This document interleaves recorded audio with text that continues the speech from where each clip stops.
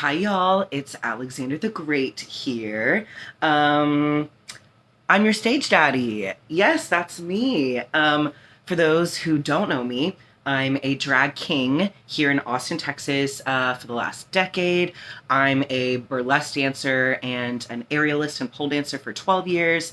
I've been an acrobat since age 11, which was 23 or 24 years ago, and I'm a classically trained dancer of 31 years. And today I've got some pro tips and some education for drag entertainers specifically who are doing burlesque or putting on their flyers that their show is a burlesque and drag show, or drag entertainers that are stepping into the world of burlesque and they have absolutely no idea what that means or what they're doing. That's okay. This video is for y'all. It's going to be short and sweet because I just really need y'all to understand that burlesque has its own history, its own art form, its own style, its own legends, its own everything. And I just really want y'all to appreciate burlesque's history and its art form for what it is. Because drag entertainers, I think if you really understood and knew the history, you would appreciate burlesque a lot more. Now, a lot of drag entertainers these days are dabbling in what they think is burlesque, or they're calling it burlesque. What they're actually doing is a reveal, right? So when a drag entertainer takes off something, they're doing a reveal, right? Now, what makes something burlesque is burlesque, the literal definition of burlesque is it's all about the art of the tease, okay? If you're in a number and you're just taking off something fast and willy-nilly, that's not burlesque, okay? That's a reveal, all right? Now, burlesque is not the same as drag, where we know all drag is valid, right? Do your drag, live your life. Anybody of any gender can do drag, right?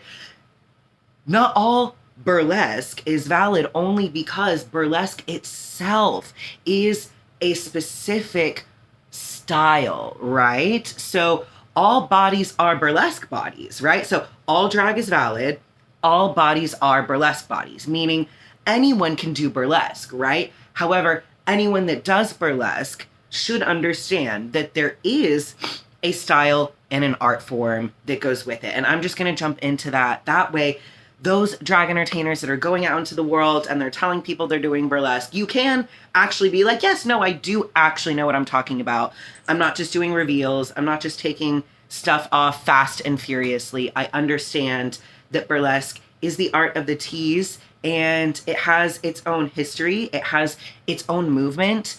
If you're doing burlesque, I would love, if you're a drag entertainer doing burlesque, my goal for you is A, to be able to name one burlesque move that you do on stage, and B, to be able to name a burlesque legend, someone that came before you that paved the way so you can do burlesque on stage now, okay?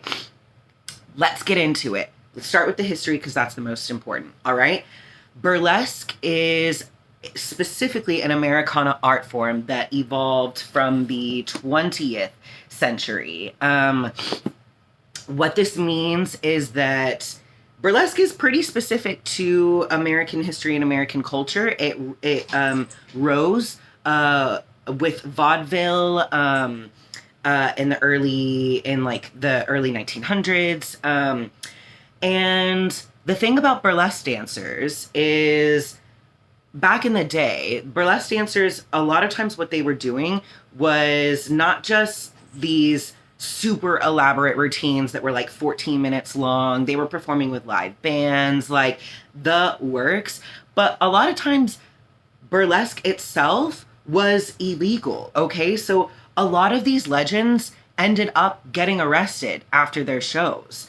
Where do we hear that? Where do we hear that? Oh my gosh, the world of drag, right? With drag bans and, anti-drag legislation and all this stuff, right? However, that was the history of burlesque, okay? These dancers literally put themselves at risk and were arrested. Tiffany Carter, she's a burlesque dancer, a burlesque legend who is still alive. She's amazing. She was Miss Nude Universe back in the day. I have her tank top and it's like her just naked and it's so great. Tiffany Carter was arrested back in the day for doing burlesque, and she was literally put in jail, in the same jail. This was in LA. She was put in the same jail as the Maryland sisters, like the Maryland murder sister, like the Manson family sisters. She was literally in jail with murderers for doing burlesque, right? So you have to understand that the legends, the people who did burlesque, who pioneered burlesque, they weren't just doing it for shits and giggles. They weren't like just doing it just to have a reveal or just to blah. They were literally putting their lives and their livelihoods at risk to do this art form.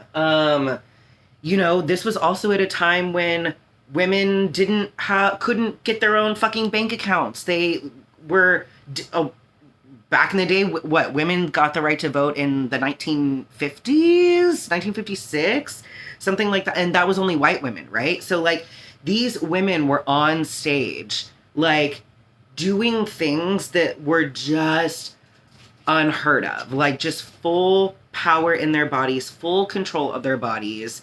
All the laws in the world against them, right? We know that men who write the laws don't write them kindly for women, right? We see that right now happening. So most important thing to understand, there are burlesque legends. So many of them. Several have passed, several are still living. Some of my favorites, Marinka, also known as Queen of the Amazons. She did pass within the past couple of years. She had an incredible career, but she was a closeted trans woman, and it wasn't until she released her memoir, essentially, in the last few months of her life that she came out to everyone as a trans woman. But she kept that hidden for literally her entire career. So Marinka, Queen of the Amazons, one of my legends. Another one of my legends is Candy Capital, aka Brandy Wild. Brandy Wild lives in LA with her partner. The reason why she is one of my favorites, and she's my legend, she literally gifted me her rainbow boa. I have it hanging in my closet. The reason why she's one of my legends is she rose to prominence in the 1960s, and she was out as an openly lesbian dancer in the 60s, which was unheard of. Okay, she traveled the world. She performed here. I'll read you the little back part. She performed at Moulin Rouge in Paris. Okay, Tease intimately reveals the backstage story of world-class strippers on the national and international stages in the 1960s and 70s, full of both glamour and danger. This story covers international high-class stripping, covering 14 years and 4 continents. Tease is Brandy's journey through painful heartbreak and tremendous challenges to independence and strength as she danced in low-class bars, high-class clubs, and mafia-owned stages. Readers meet Brandy and the women of burlesque through the history and art of striptease. Okay? So, Brandy Wild. Amazing. So I love that it mentions the art of the striptease. Okay, so going back to the fact that, again, burlesque is a specific art form. It's about the art of the tease. Now, what does that mean? That means instead of just being like, wow, you're giving a tease. You're pulling the audience in. You're going slow. You're working it. So you're like,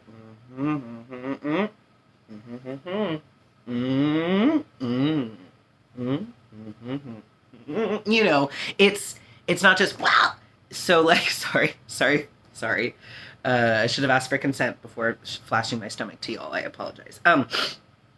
So that's what we mean by the art of the tease. It's slow and sensual. It's you feeling yourself. It's literally teasing the audience, right? Okay. So in burlesque, we have the 3 Ps. This is basic burlesque formula. The 3 Ps are parade, pose, and peel. So what that means is when it comes time to take off an article of clothing, which say a lot of the legends would wear full gown, gloves, boa, they would have a corset under the gown, top, bottom, you know, the works, right? So say they start off, and usually you start off with taking off the gloves. That way your hands can be free to take off everything else, right? So you would parade. So you would essentially maybe strut across the stage, maybe do the Anne Margaret walk, which I'll show y'all the Anne Margaret walk and what a bump and a grind is at the end of this video, which I'm going to keep it under 15 minutes. That's the goal. That's the goal. We're at 10 minutes now. So let's keep it going. Parade, pose, peel. So parade, you strut across the stage. You're making sure everyone sees what you're working with, right? So say we're starting with the glove, right? So you parade the glove. You're strutting across the stage, making sure the audience sees it. You're posing, okay? So now you're stopping. You're making it clear that, hey, this is the thing that we're going to be focusing on, this glove, right? So you parade, you're moving, you're showing it off, you pose, you stop, the glove, and then you peel, right? So that's when you're stopped, so that the audience can have a solid eye on you, right? You stop, and then parade, pose. So you've done the parade, you're doing the posing, now you're doing the peeling. So then you would take off your glove, shake it, pa-cha, woohoo, you know, whatever you want to do with it, and then it's off, and then you're like, ooh, look at my hand, it's so sexy and free, and then you would repeat the process, with your other glove, okay? Now, please keep in mind, I am talking about classic burlesque specifically. There has been a whole in the 90s, there was a resurgence of what we call neo-burlesque that came out of the 90s. That's where you see, like, the electrical tape pasties versus, like, a fully encrusted rhinestone pasty. That's where you see, like, people stripping to, like, Rob Zombie and whatever else versus, like, the stripper, or, like, like some instrumental jazz or something, right?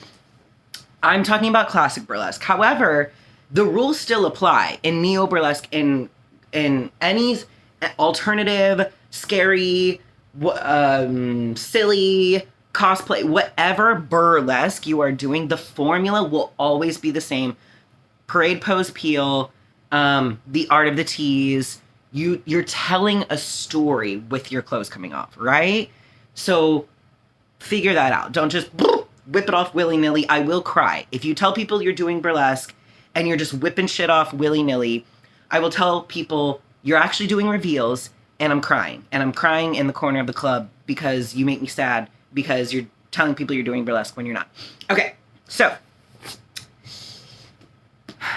Candy Capital, Brandy Wild, openly lesbian dancer in the 60s, which, hello, marriage equality didn't even come about until 2013, okay? So defying odds just to the greatest, all right? And we keep in touch on Facebook.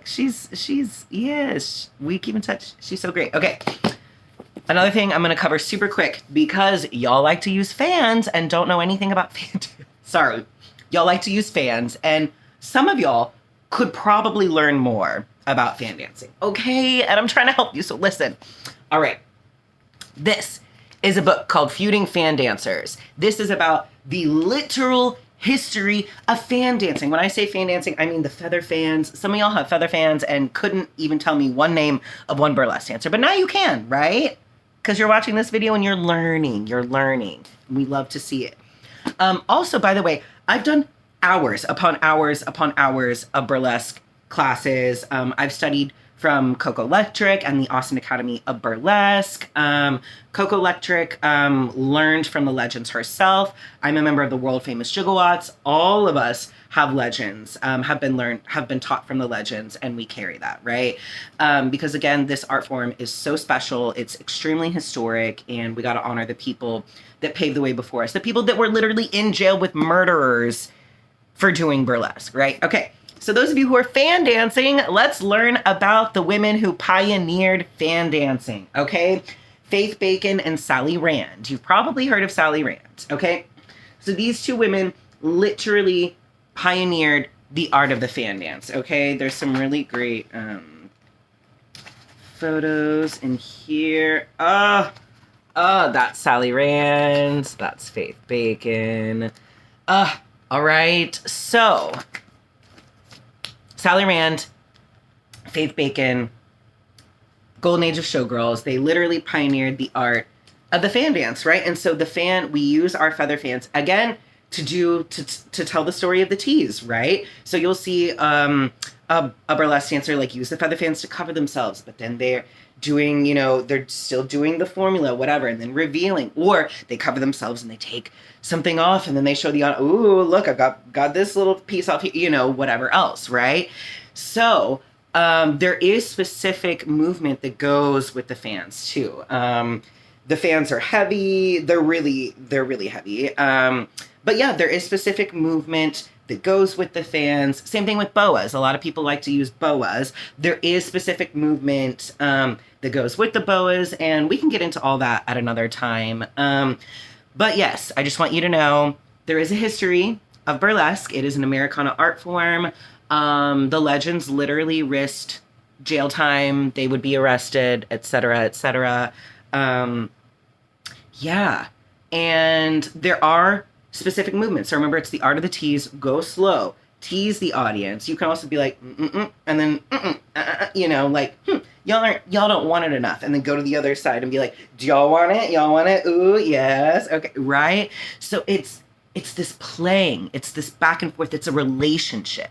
The relationship with my audience is something I have held in such divine regard. Like entertainers,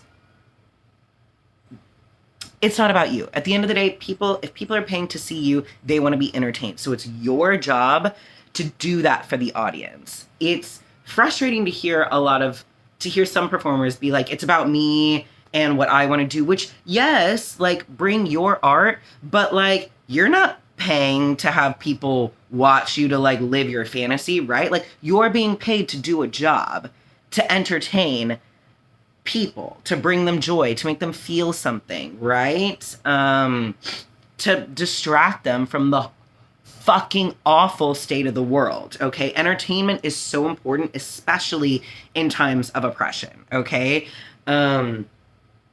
Yeah, so just keep that in mind. Like, yes, do your authentic art, but do your authentic art for others to find rest and solace and peace and to feel their fantasy in. You're creating a space for others to exist in, a safe space, a magical space for others to exist in, right? So do your part. Do understand the history, understand do your part to educate yourself so you can bring the best, you can curate that space the best for the audience, right? My relationship with the audience is so fucking special. We love each other. Like Roxy Hart says in her little monologue in Chicago, I love them and they love me and we love each other. And that's because none of us got enough love in our childhoods. And that's showbiz, kids. Showbiz. Murray Hill. So anyways, yeah. So learn the history of any art form you're doing, right? Drag also has a history, okay? God, does it ever. But we're not talking about drag. We're talking about burlesque. And if you're dabbling in burlesque, learn the history. Learn some movement. Oh, okay, let me show you just 2 moves, and then we're going to end the video at 20 minutes. Did I do it? Okay. So we talked about parade, pose, and peel, right? Parade, pose, peel, etc., etc. Okay, so 2 moves that you've got to know, the bump and the grind. And I'll also show you the Anne Margaret walk. Okay, so the Anne Margaret walk, you go step, touch to the side, and cross in front. Step, touch to the side, cross in front. Bop, bop, bop. And you can do it forwards and backwards, right? So I'm taking it back. Take it back now, y'all. Yes. So you can, or, ba. So that's a bump, right? This is a bump, bump, bump, and this is a grind. So grind, bump, grind, bump, bump. You can do some Tempest Storm arms. You can do whatever you want. Cool. Bump, grind, and Margaret walk. You can go forwards and backwards. Ba ba ba bow.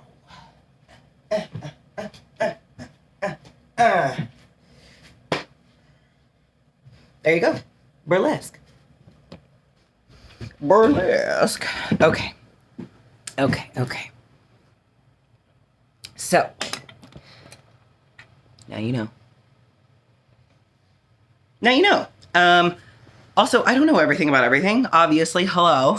I've got a puny boy brain. But I at least do try. I try to learn the history and appreciate those who came before me, because we're not just out here doing this for the first time. Nothing new is under the sun. So stop telling people you're the first one to do something, because you might not be. Probably, unless you know for a fact, there is something that I've done recently that we know we're the first to do. but that's not always the case, okay? So learn your history, appreciate those who came before you, and appreciate those who do support the art form. We gotta carry this. Our people who did burlesque before us were queer. They were put in fucking jail. There's so many parallels of burlesque and drag performers. We have such a rich history, and I want y'all to understand, so does burlesque. So, yeah, let's put it all together and make just a big, beautiful drag burlesque world.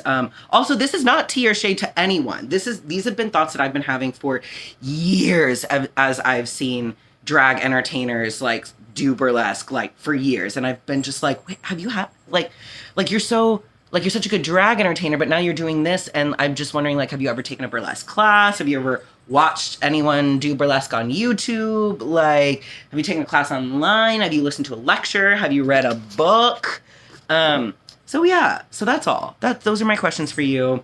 If you know what you're doing, you know the history, you know the art form, fuck yeah, keep going. But if not, maybe learn a little. And let's appreciate the people who came before us, who were mostly women, all right? Men did burlesque, but it was women who were going against the patriarchy, the laws, the fucking laws, right? So anyways, I'm Alexander the Great here in Austin, Texas. Thank you to everyone who paved the way for me to do what I do. And friends, thank you for listening. 23 minutes, not bad. Stay tuned. I've got more where this came from. All right, your stage daddy loves you. Learn your shit. You're good. You're all good. It's okay. Love you. Be good.